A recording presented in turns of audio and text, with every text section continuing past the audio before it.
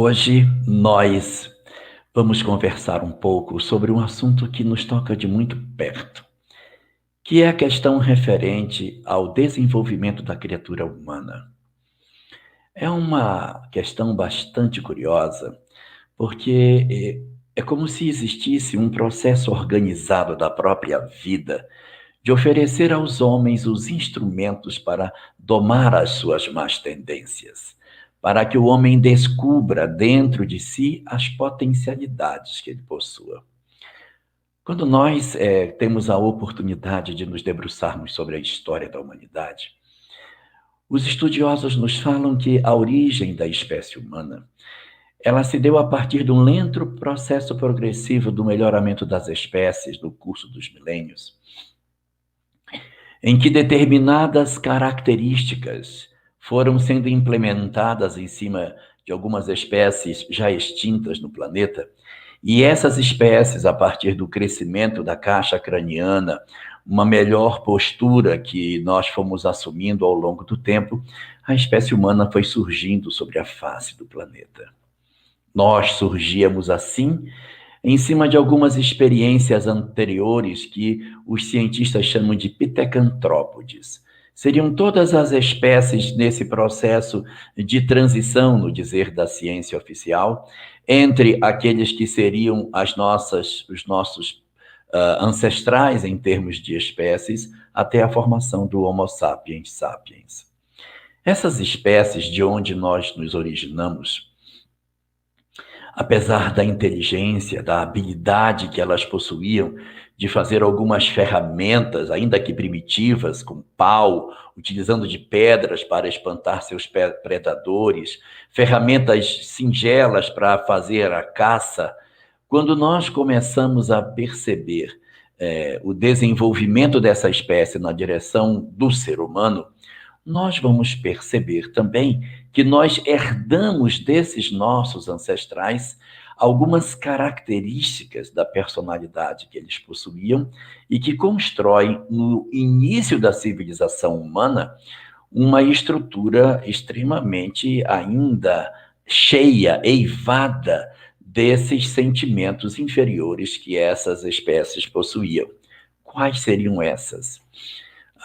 Nós vivíamos em bandos, nós vivíamos numa condição onde existia alguns que eram os dominantes do bando e os que eram mais submissos.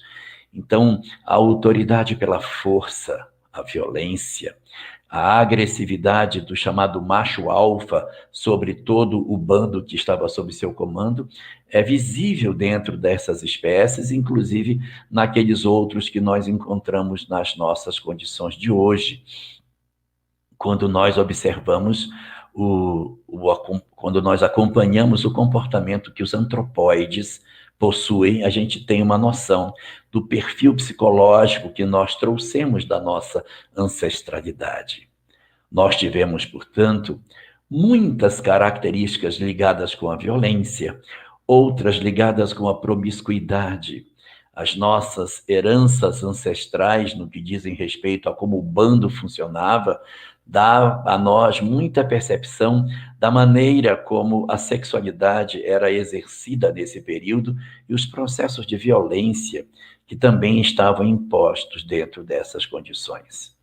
Como consequência desse processo de arbítrio, de mando, de despotismo, o egoísmo acabou se estabelecendo como uma marca muito forte, em que aqueles que eram mais fortes no bando tomavam para si as peças mais importantes, afugentando aqueles das nossas ancestralidades que eram mais frágeis e mais fracos.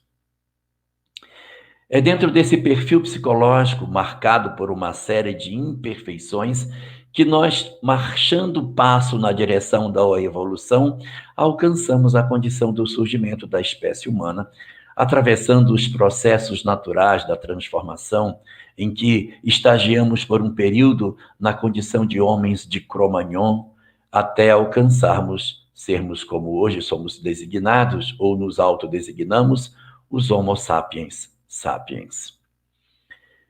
A partir do momento que o Homo sapiens se estabelece sobre o planeta, ele teria uma nova fase no seu processo de desenvolvimento. Já não seria mais só suficiente a sobrevivência intrínseca do corpo, a luta pela sobrevivência, a disputa por um pedaço de carne, a briga dentro do bando para assumir a liderança. Começava a se impor sobre a espécie humana novos valores e novas necessidades, em que a capacidade de nós estabelecermos estratégias de convivência, em que nós inaugurássemos dentro das nossas condições de vida, dentro da forma como as nossas sociedades primitivas se organizavam, alguma maneira que a gente poderia ter para que a gente conseguisse, de fato, fazer um trabalho efetivo de melhoria das nossas vidas. Nós precisaríamos, portanto, nesse processo de construção de uma sociedade melhor, empreender um processo chamado transformação. Nós precisávamos nos transformar. Era necessário que nós abandonássemos determinadas condutas e começássemos a adotar outras posturas que garantissem maior harmonia para o grupo, que houvesse menos disputa, que houvesse mais prosperidade, em que os indivíduos conseguissem lidar num regime de maior racionalidade sobre as coisas, em que houvesse um respeito maior entre as criaturas. E, dessa maneira, a nossa civilização conseguisse se ensaiar para um novo formato de funcionamento. É dentro desse ideal de construção de um novo paradigma na relação entre os homens, que nós vamos observar o surgimento na história da humanidade de uma característica muito interessante em todos os povos antigos que surgiam. Era o fenômeno da religiosidade. Ainda no período da pré-história, nós vamos observar os primeiros rudimentos das relações do homem com o sagrado.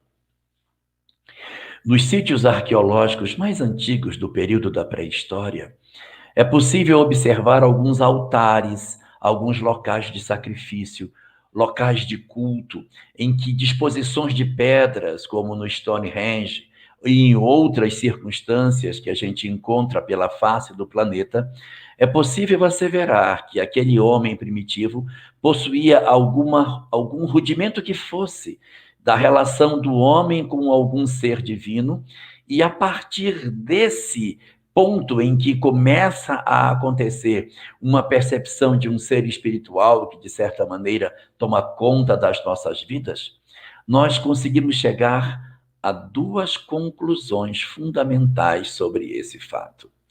O primeiro é um ponto mais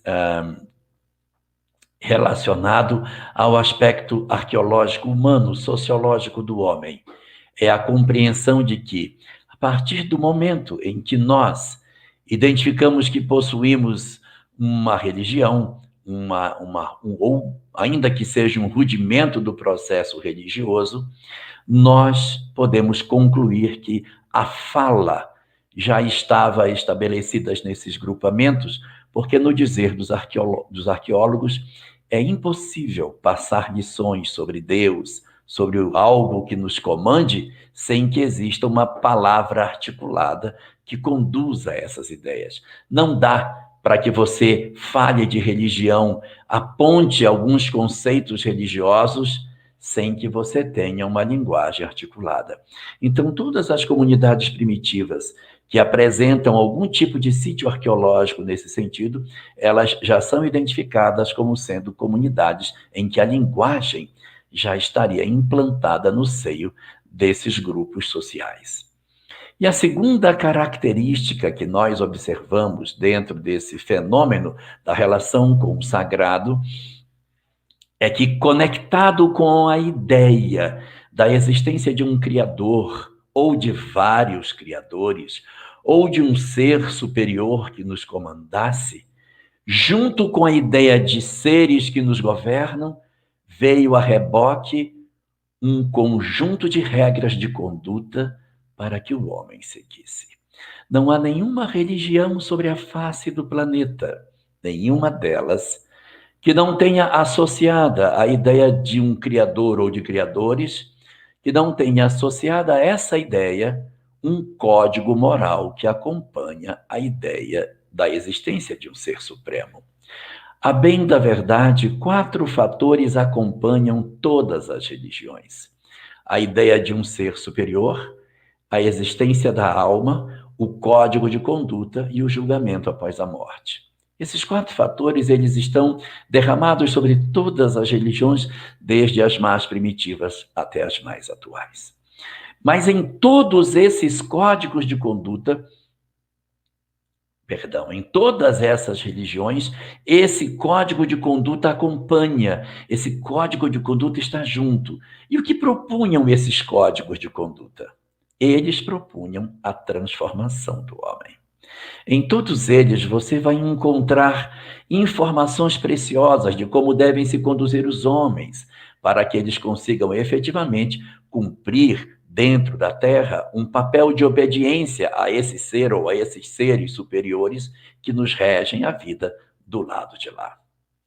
Nesse grande mecanismo de desenvolvimento da religiosidade, atravessando várias etapas que Spencer acaba analisando como períodos sucessivos em que o homem adora a natureza, adora vegetais, adora os animais, depois adora os seus heróis, adora, criando a ideia dos deuses, que são depois a etapa seguinte. Então, você tem um período em que a gente adora a natureza, que era o período mais primitivo, adorava a chuva, o sol, a lua.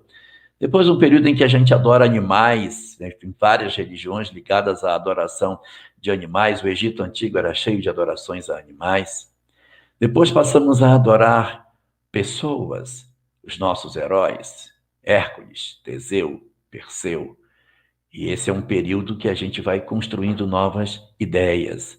Depois passamos a ter a ideia de deuses antropomórficos ou zoantropomórficos, como no Egito, até conseguirmos chegar na construção de um Deus único e imaterial, que é uma construção fruto desse natural processo de evolução longo e paulatino que a humanidade veio sofrendo ao longo desse período. E em todas as épocas em que isso foi acontecendo, os processos da relação do homem com o código de conduta, clamando para uma transformação, era muito evidente em todas essas revelações. A primeira das revelações mais completas que a gente tem em termos religiosos sobre a face do planeta é chamada de os Vedas. Os Vedas, que significa em sânscrito os conhecimentos, falavam para nós também essas 4 verdades: a existência de vários criadores, porque os Vedas são politeístas, a existência da alma que sobrevivia à morte. Também discutia sobre um código de conduta e o que aconteceria conosco quando fôssemos julgados após a morte, os nossos destinos. No código de conduta apresentado pelos Vedas, havia várias referências de responsabilidades que tínhamos que ter na relação com o nosso semelhante. Apontava-se muito a questão de você andar dentro dos conceitos que a moral, no sentido mais abrangente, sempre nos apresenta. Os Vedas é sempre marcado por uma presença muito forte dos aspectos orientativos, porque como eles eram os conhecimentos, os grandes sábios védicos trouxeram muitas condutas, muitas ideias de como o homem deveria viver para dentro desse código, oferecendo regras de comportamento bastante evidenciados dentro do Rig Veda, que é dos 4 Vedas, o mais importante em termos espirituais. Ali, portanto, num rudimento de aproximadamente 6.000 anos atrás, nós conseguimos já detectar as primeiras orientações de conduta do homem, fazendo com que ele abandonasse aquela impulsividade, aquele conjunto de imperfeições morais que nós possuíamos e abraçarmos resolutamente uma maneira mais espiritualizada de ver a vida. Uma grande preocupação dos Vedas era apontar para o homem o fato da imortalidade e dizer para todos nós que as coisas da terra não eram tudo e que nós não deveríamos, portanto, nos prender às coisas materiais de maneira excessiva. Os Vedas têm muita preocupação de oferecer para nós, portanto, um apelo à transformação das nossas almas. Foi dentro desse mesmo ideal, seguindo essa mesma esteira de raciocínio, que nós vamos encontrar, 500 anos depois, isso aproximadamente lá pelo ano 5.200, 5.300 antes de Cristo, uma nova revelação que surgia também na Índia. Os Vedas surgiram na Índia e em seguida surgiria o Mahabharata.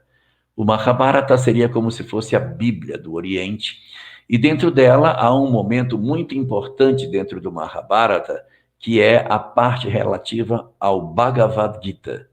O Mahabharata é um poema enorme, com mais de 100.000 versos. E dentro desse majestoso poema, há um pedacinho dele que é muito mais estudado, dentro dele, o Bhagavad Gita, porque é quando fala-se da história de Krishna. Krishna está para o Mahabharata, assim como Jesus está para a Bíblia. O Bhagavad Gita está para o Mahabharata, assim como o Evangelho está para a Bíblia. Então, é o momento mais importante do Mahabharata é a presença de Krishna entre os homens, assim como o momento mais importante da Bíblia para os cristãos é a presença de Jesus em seus evangelhos.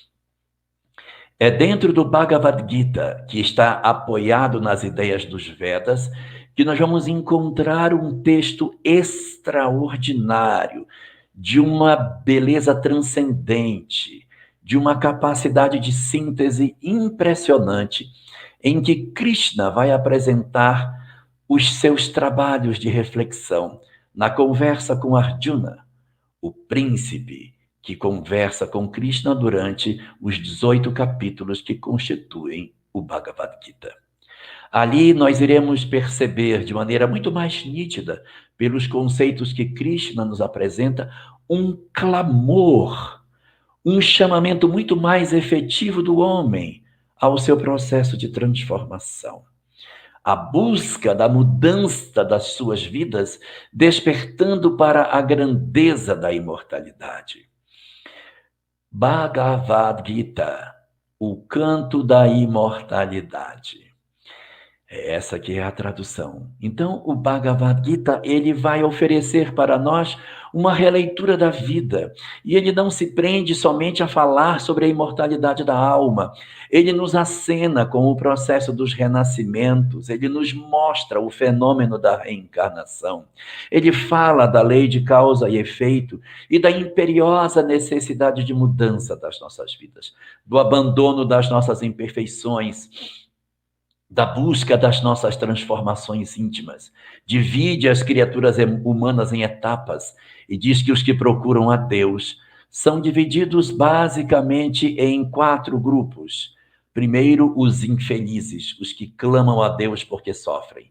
Segundos, são aqueles que ele chama de os buscadores da verdade.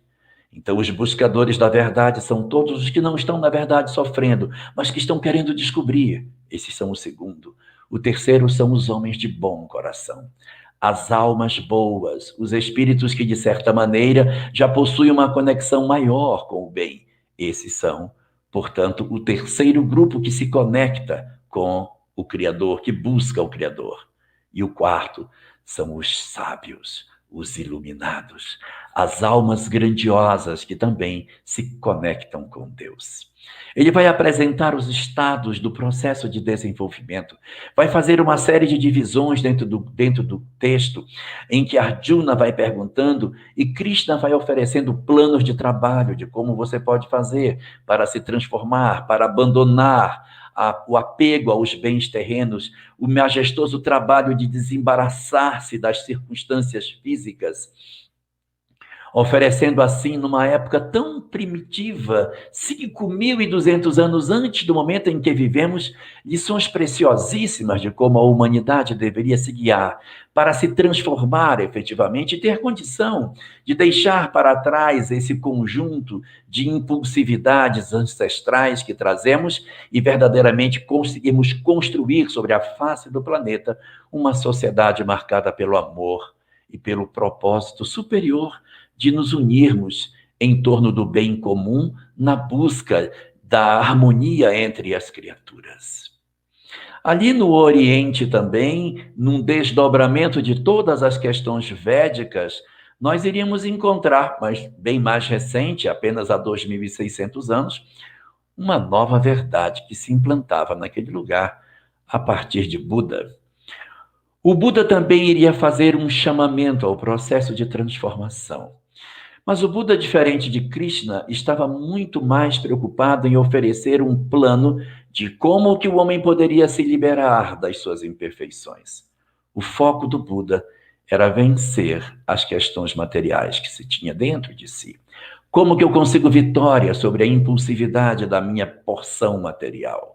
Então, a transformação efetiva que o Buda chamava, que todos nós deveríamos buscar, na tentativa de alcançarmos um estado pleno de alma, ao qual ele designou como sendo nirvana, era o momento no qual o homem se transformava e se iluminava, abandonava as imperfeições e o clamor que o mundo material fazia sobre nós, nos desembaraçando das nossas fragilidades e conseguindo efetivamente ser um homem iluminado. Siddhartha Gautama, o príncipe que se iluminou, era chamado de o Buda, porque Buda, na linguagem do Nepal, aonde ele viveu, significava o iluminado, aquele que se iluminou.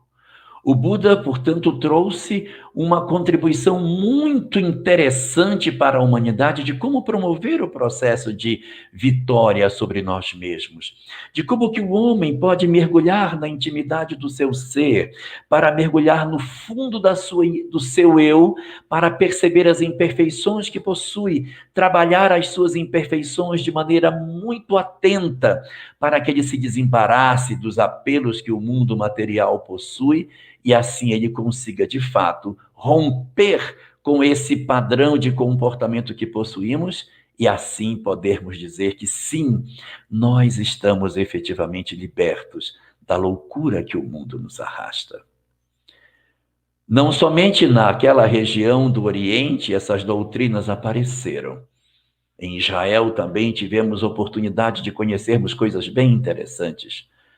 Moisés, trazendo sua mensagem há 1.300 anos antes do nascimento de Jesus, oferece para nós um código de conduta rígido, composto de 613 mandamentos distintos, que chamavam o homem a um processo de mudança, de retidão de caráter, de obediência a um Deus rigoroso, que deveria ser obedecido antes de primeiramente ser amado.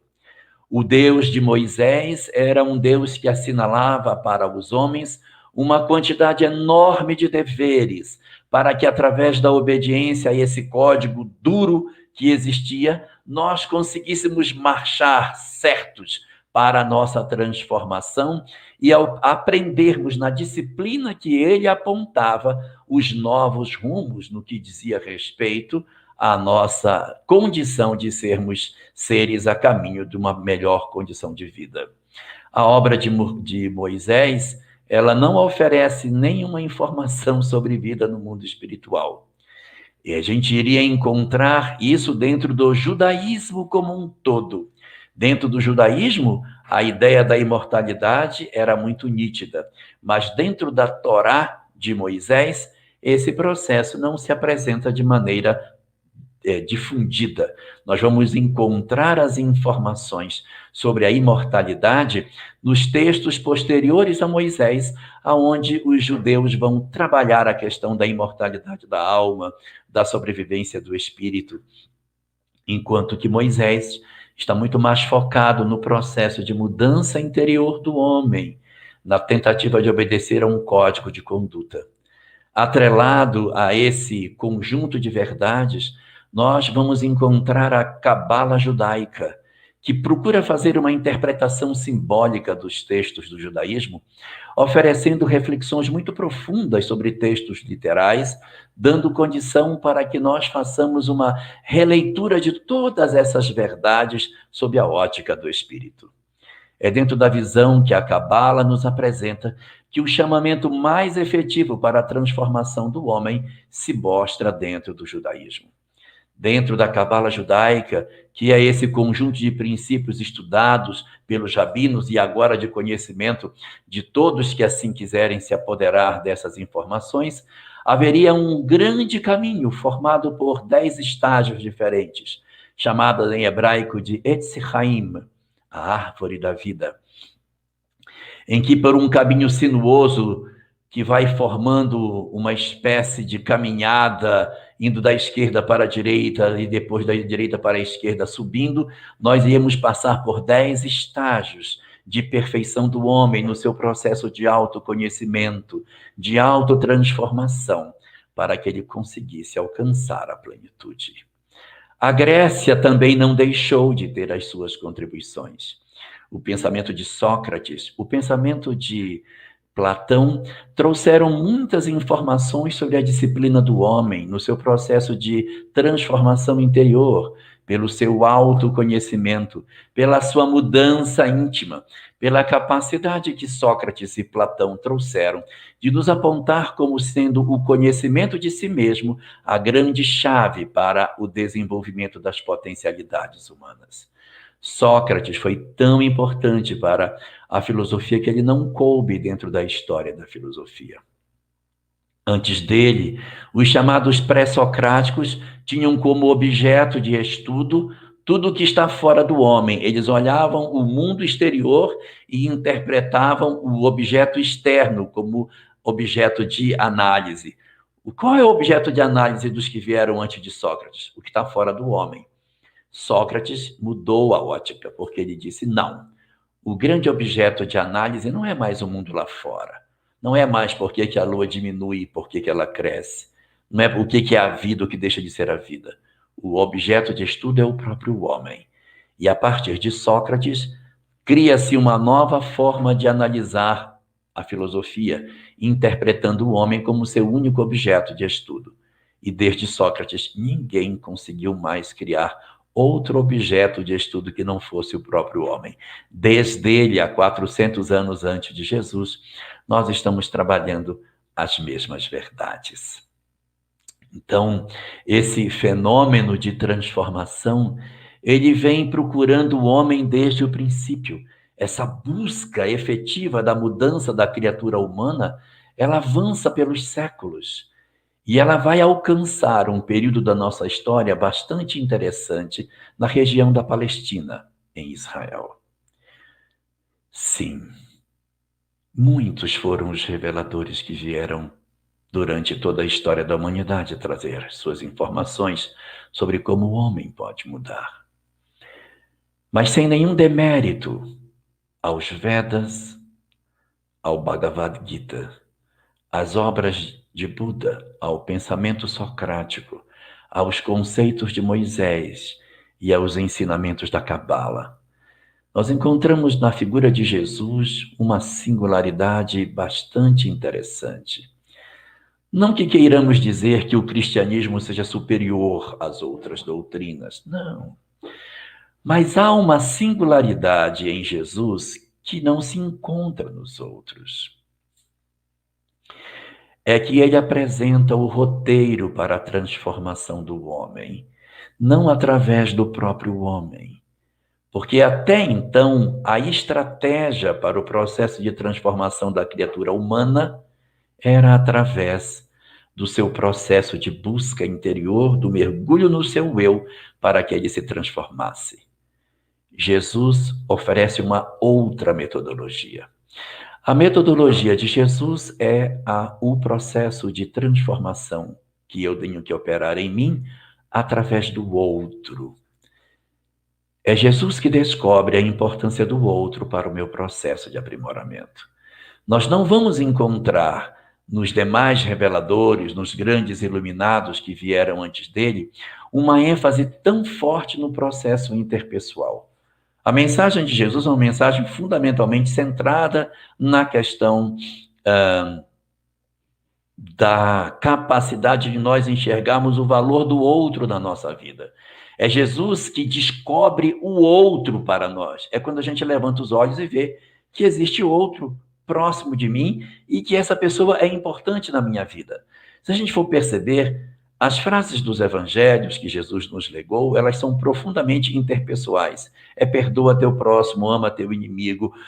Se alguém te pedir a capa, dá a túnica, oferece para pessoas. É a parábola do bom samaritano. É sempre uma relação interpessoal.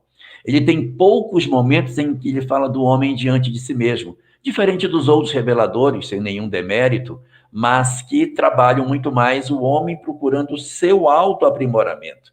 Aqui, eu me transformo, eu edifico uma mudança da minha vida a partir da minha compreensão de que o outro é importante dentro da minha história. Então, Jesus vai oferecer uma outra estratégia de como que a gente vai fazer isso. E há alguns aspectos bem interessantes. Quando ele tem um diálogo, que está no Evangelho de Lucas, do capítulo 10, em que um doutor da lei pergunta a ele como fazer para alcançar a vida eterna, ou seja, a plenitude, o nirvana do Buda, esse estado de alma, de grandeza, que a gente não pode comparar com nenhuma outra coisa, como fazer para alcançar isso? E Jesus sintetiza isso em 3 ordenações, 3 mandamentos que, na verdade, se conjugam num só. É amar a Deus, amar ao próximo e amar a si mesmo. Porque eu preciso ter uma relação com o sagrado, como desde o princípio as religiões falavam. Porque eu preciso descobrir que o outro é importante, como o Cristo dizia. Porque eu preciso amar a mim mesmo, como todos os demais reveladores falavam. Então ele traz nesses 3 conceitos a relembrança de tudo que já havia sido dito e insere um elemento novo, o próximo. Porque a questão com Deus já estava colocada. A questão do homem consigo mesmo estava posta. Faltava implantar a 3ª peça, a relação do homem com seu próximo. E é impressionante as mudanças que ele promove nesse cenário, porque ele é o único, eu disse único, não tem outro, que apresenta o Criador sob o título de Pai.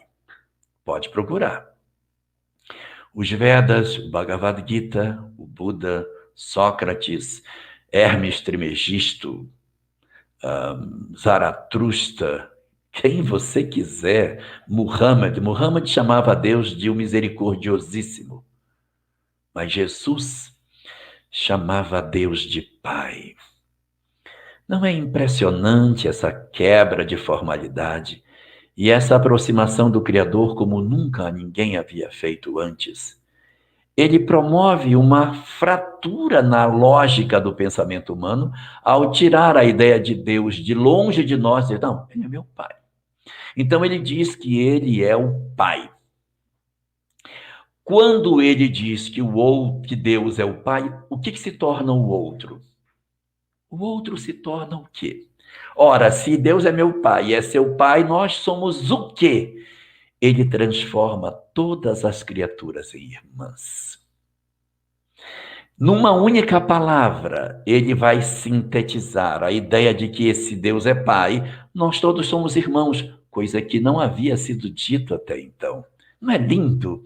E ele também fala que deveríamos amar ao outro como a nós mesmos. Então, o processo de amar ao outro decorre da capacidade de nós descobrirmos que nós também temos valor. Quando eu descubro que eu tenho valor, quando eu percebo que sou filho de Deus por conta disso, e que o outro é o meu irmão, eu consigo encontrar a síntese desse processo de construção das nossas vidas. E qual é o sentimento que toma os nossos corações quando nós nos percebemos sendo filhos do mesmo Pai e sendo todos nós irmãos? Que sentimento move a criatura humana quando descobre que nós todos somos filhos de um mesmo Deus? Que esse Deus é um Pai e que nós somos irmãos? Esse sentimento se chama fraternidade. É Jesus que vai promover na Terra as primeiras ideias sobre fraternidade universal. Eu poderia até ter esses conceitos de fraternidade entre os profitentes das mesmas ideologias, aqueles que estavam mais próximos no grupo dos iniciados. Mas Jesus quebra isso e diz, não, todos somos irmãos. A lógica está completamente destronada e o Cristo traz um novo conceito. Todos nós somos irmãos. E se nós pudéssemos pegar o amor a Deus, o amor ao próximo e o amor a nós mesmos, e quiséssemos resumir isso numa única palavra, esta palavra seria fraternidade. Porque a fraternidade significa reconhecer que Deus é nosso Pai. A fraternidade significa amar ao próximo, porque eu ajudo o meu semelhante, não é porque ele tem necessidade, é porque ele é meu irmão. É porque eu entendo que a pessoa que padece é meu irmão. Quando eu olho para ele e vejo nele meu irmão, eu entendi o sentido da fraternidade. E quando eu faço isso, quando eu percebo que todos somos irmãos, que estamos todos ligados numa única rede, vinculados a Deus, nosso Pai, nós também nos tornamos efetivamente capazes de resgatar o nosso processo de autoestima e de amarmos intensamente a quem somos, porque nos percebemos filhos do Criador, do universo, e passamos a amar a nós mesmos. Nós, portanto, ao promovermos a conexão desses 3 mandamentos do Cristo na palavra fraternidade, nós conseguimos sintetizar a fala do Cristo no sentido do processo efetivo da nossa transformação e da busca da vida eterna, como tanto queria o doutor da lei. Mas para isso, Janaína, a gente precisa se preparar para viver a fraternidade sem fronteiras, a fraternidade que quebra todas as possibilidades de existirem barreiras entre nós e nos apresentarmos como irmãos no mundo inteiro, nos enxergando como uma única família, como um único povo, como um só coração, sob o domínio do nosso Criador. Fazendo isso, nós alcançaremos o efetivo processo de transformação das nossas almas e conseguiremos viver aquilo que nós tanto sonhamos. A fraternidade sem fronteiras, chave de todos os nossos processos de crescimento, como a Janaína vai mostrar para nós agora. Nós temos um sonho. O sonho de que todos se reconheçam como irmãos e acolham uns aos outros. Um forte chamado do coração nos levou à África. E no berço da humanidade nasceu também o nosso sonho de fraternidade. Encontrei fome, falta de água, doenças, e ali eu quis implantar a primeira unidade de trabalho amparando 70 crianças órfãs de pai e mãe. O desejo sincero de vencer a fome e construir um mundo de paz atraiu mais corações com o mesmo ideal.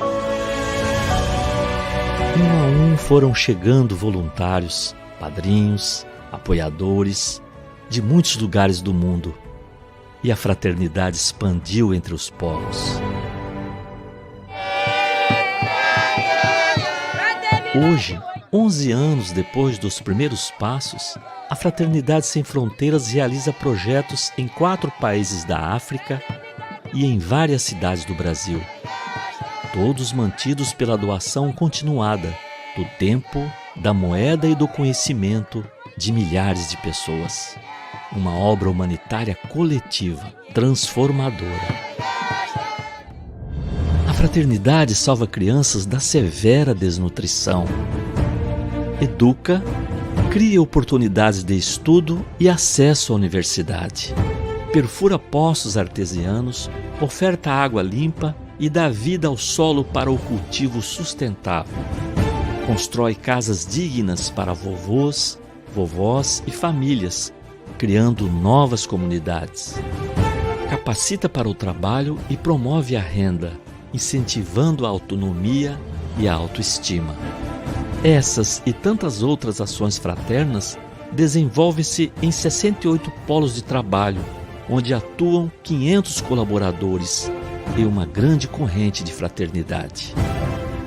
Juntos, acolhemos pessoas refugiadas de seus países de origem, crianças e adultos com doenças raras, famílias do sertão nordestino, instruímos música, ajudando a formar crianças e jovens. Apoiamos o recomeço de vida de pessoas em situação de rua e de dependentes químicos. Acolhemos crianças da África.